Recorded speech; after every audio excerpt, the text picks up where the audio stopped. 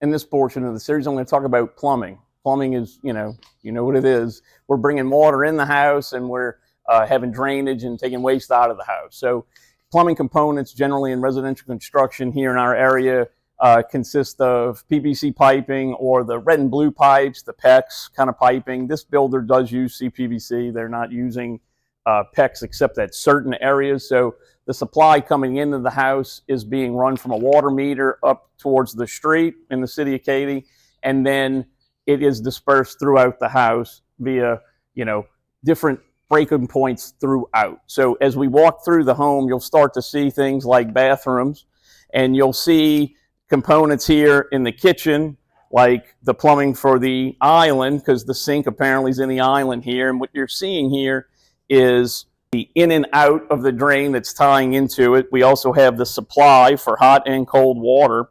They even have some electrical in there, because in an island you're required to have electrical, and it's there. In the back wall here, you're going to see examples of a vent stack that's coming up again from the main sewer line. It's coming up, it comes over, goes out, and that will go up and out the roof. You'll have one of those roof boots going around that pipe, and again, that is allowing ventilation through the roof of the home. In this bathroom over here, you'll see how it's set up for a vanity and a toilet. So you'll see the supply lines. You'll also see, again, another vent stack taking it up and over. And it either goes through a different termination or joins with another. You can see where there's the water supply line for a toilet. There'll be a valve on that wall. And you can see where the drain for the toilet is, and it's above grade. It's done like that on purpose when they pour the slab. And when they go to install the toilet, they'll trim it down to size and set their flange and wax ring. Other plumbing components in a home, again, and utility room, again, you're going to see the vent stacking, again, allowing the sewer gases to escape through the roof.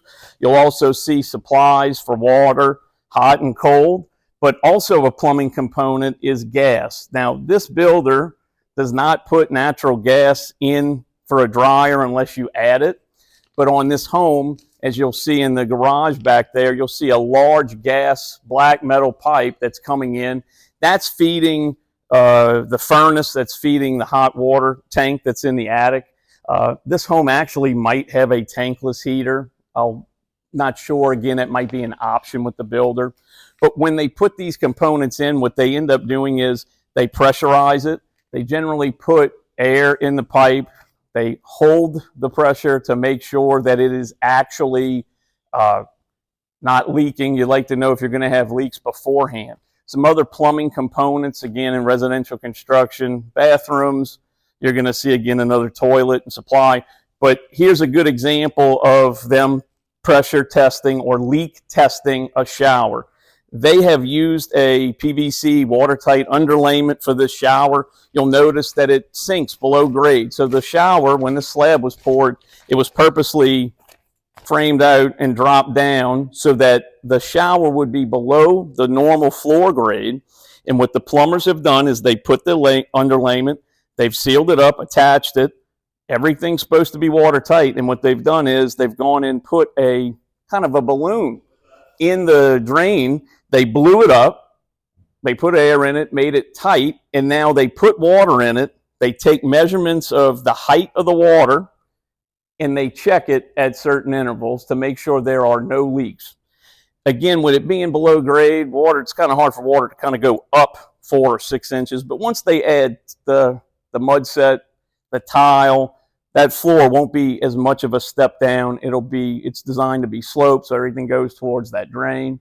And again, in a primary bathroom in this builder, they have a separate tub as well as the shower. Again, you're going to come back to the supply lines, hot and cold.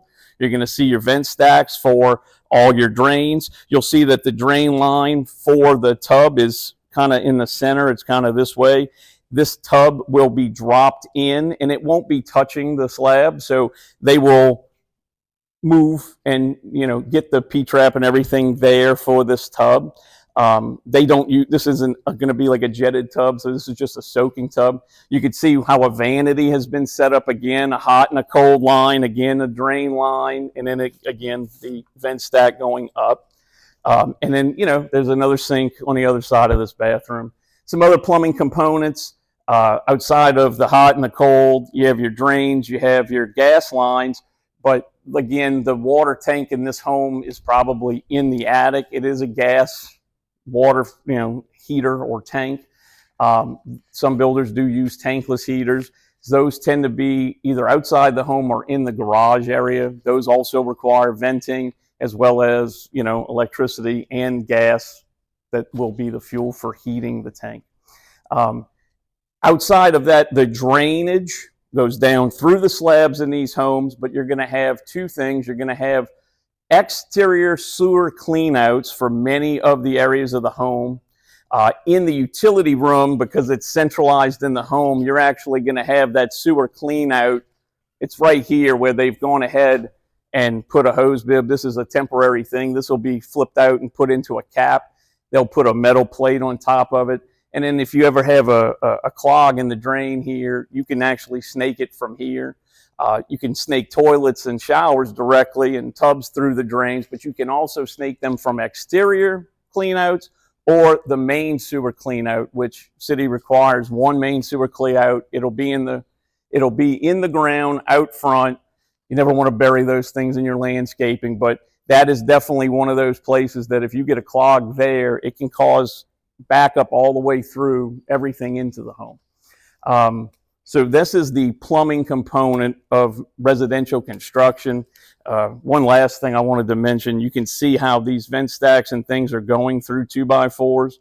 These metal plates are actually nail guards to make sure when someone's hanging drywall, they're not going to put a screw or a nail right through any of your plumbing supply or ventings. And that's another reason why they pressurize it with air first, the gas lines, and the plumbing they pressurize with actual water. There's water in the pipes so that when they're hanging stuff, if they put a nail or a screw through it, they'll know.